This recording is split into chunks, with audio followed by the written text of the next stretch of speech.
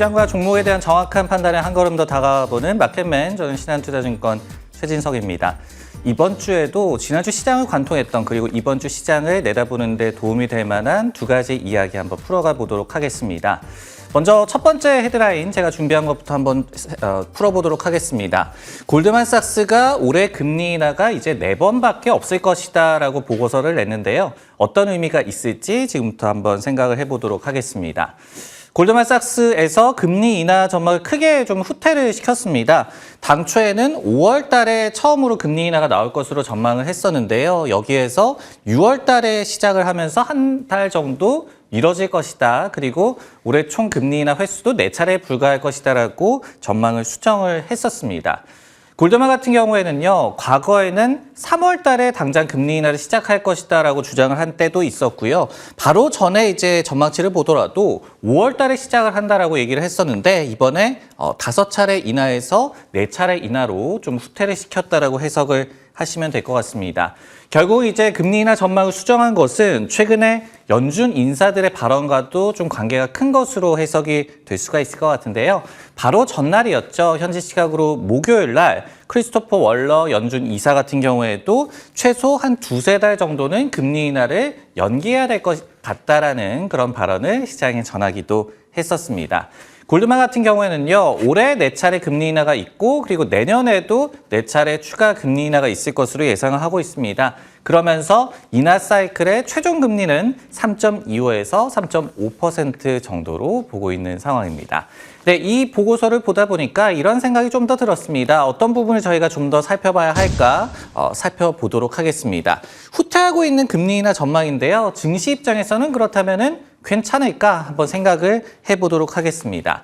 최근에 매파적인 FOMC 의사록 내용도 있었고요. 그리고 연준 인사들의 발언도 있었기 때문에 이 골드만삭스가 전망을 수정을 했습니다.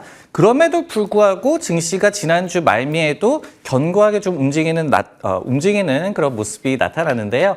결국 이제 엔비디아 광풍에 조금 이런 이슈가 묻혔다라고 해석을 해볼 수가 있을 것 같습니다. 하지만은 이렇게 금리 전망 변화에 대해서 시장이 둔감하게 움직이고 있는 그런 이유가 있는데요. 몇 가지를 제가 한번 꼽아보도록 하겠습니다. 첫 번째로는요, 이처럼 금리 전망이 수정되는 이유를 저희가 한번 들여다볼 필요가 있을 것 같습니다.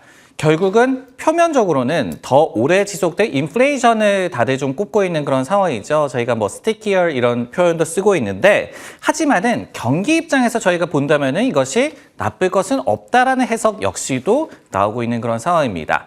일례로 최근에 이제 UBS가 S&P 500 지수의 연말 목표치를 기존의 5,100에서 5,400으로 상향 조정을 했어요. 그러면서 무슨 얘기를 했냐면요. 인플레이션이 좀 더 오래 지속이 될 수 있을 것이다라고 얘기를 했는데 이것이 수요 드리븐 인플레이션일 것이다. 즉 경기 상황이 좋아서 인플레가 좀 더 지속될 것이다라고 전망을 하면서 증시에 대한 전망도 상향 조정을 했거든요. 이런 측면들을 봤을 때는 금리 전망이 조금 후퇴하는 것이 경기 입장에서는 나쁠 것이 없다. 그러면서 증시 입장에서도 악재로 크게 해석이 되고 있지는 않은 것 같습니다. 두 번째로는요. 역시 지금 시장을 이끌고 있는 빅테크들의 금리에 대한 민감도를 저희가 좀 살펴볼 수가 있을 것 같습니다. 통상적으로 좀 생각을 해본다면요. 고금리가 지속이 될 경우에 이자 비용이 증가하게 되고 그런 부분들이 성장주의 약세를 이끌 것이다라는 것이 논리라고 볼 수가 있겠는데요. 하지만은 빅테크, M7, AI5 최근에 많이 나오고 있죠. 이런 빅테크, 특히 AI 관련주들 같은 경우에는 이런 모습들과 좀 동떨어진 모습들이 나오면서 시장 전체로 보더라도 금리에 대한 민감도가 좀 낮아진 것으로 좀 보이고 있는 상황입니다. 그 이유를 한번 살펴보면요. 첫 번째로는요. 빅테크들은 이익의 5% 이상을 현금으로 보유를 하고 있습니다. 즉 돈을 워낙 많이 벌고 있기 때문에 고금리에 따른 이자 비용 부담이 상대적으로 적을 수밖에 없겠다라는 그런 얘기를 드릴 수가 있겠고요. 두 번째로는요. 작년 2분기 기준으로 봤을 때요. S&P 500 기업들의 단 2%만이 이제 부채 만기가 2년 안에 돌아오게 됩니다. 근데 중소형 기업들 같은 경우에는 이 같은 비율이 10%에 달했거든요. 즉 대기업일수록 지금 고금리에서 부채가 만기하는 것이 당장 돌아오는 것은 아니다. 그러면서 역시 이자 부담이 좀 적을 수밖에 없을 것이다라고 저희가 전망을 해볼 수가 있을 것 같습니다.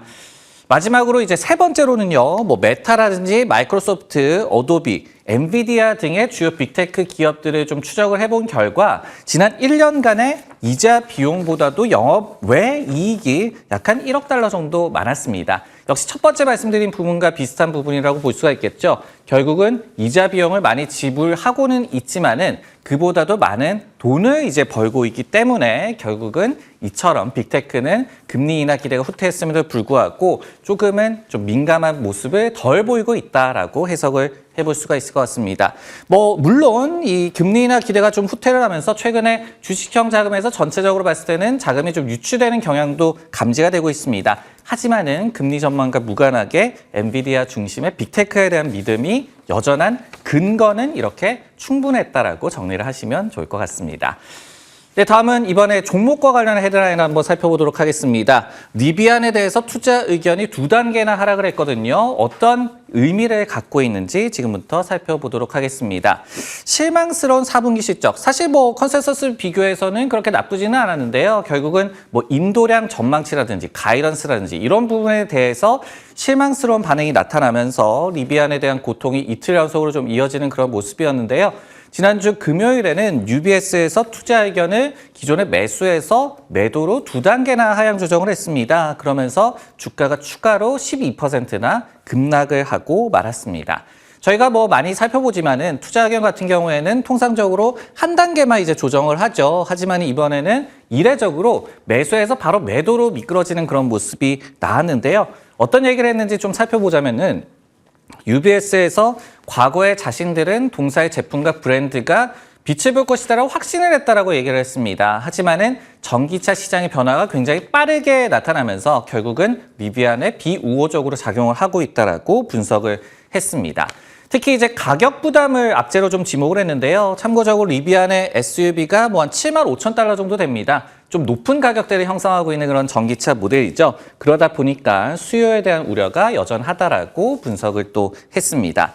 UBS 같은 경우에는 오는 2025년도에도 인도 대수 전망치를 7만 5천 대로 제시를 했거든요. 근데 시장 컨센서스가 9만 5천 대 정도입니다. 그러다 보니까 더욱더 좀 좋지 않은 전망을 내놓고 있다고 보시면 되겠고 목표 주가도 24에서 8달러로 3분의 1 토막을 냈는데 그럼에도 불구하고 이제 리비안의 주가가 이틀 연속으로 또 하락하는 모습이 나오기도 했습니다. 네, 이 이슈에 대해서 저희가 전기차 시장을 두고 좀 더 넓게 생각을 해볼 필요가 있을 것 같습니다. 전기차 모멘텀이 좀 상시되고 있는 그런 모습이 나타나고 있는데요. 무엇이 문제일지 지금부터 한번 분석을 해보도록 하겠습니다.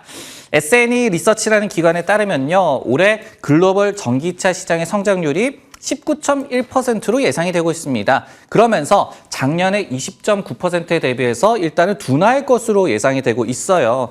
그리고 이제 지역별로 보더라도 유럽 같은 경우에는 내년에 그러니까 탄소 규제 기준 충족 그런 이슈가 맞물려 있습니다. 그러다 보니까 성장률이 상승할 것으로 예상이 되고 있거든요. 반면에 북미 같은 경우에는 작년에 49.3%로 좀 성장률이 굉장히 가팔랐었는데 올해는 33.8%로 이렇게 성장세가 급하강할 것으로 예상이 되고 있습니다. 이렇게 전기차 모멘텀이 좀 꺼져가고 있는 이유가 역시 있습니다. 첫 번째는요, 경제적인 이유를 좀 꼽아볼 수가 있을 것 같습니다. 팬데믹에 따른 어떤 대기 수요가 상실되고 있는 그런 상황이고요. 여기에 더해서 고금리와 또 맞물린 소비 심리 둔화가 나타나고 있죠. 사실 먹고 살 걱정이 앞서는데 전기차를 사기가 좀 힘든 상황, 그러면서 수요가 둔화되고 있다라고 저희가 생각을 해볼 수가 있을 것 같습니다.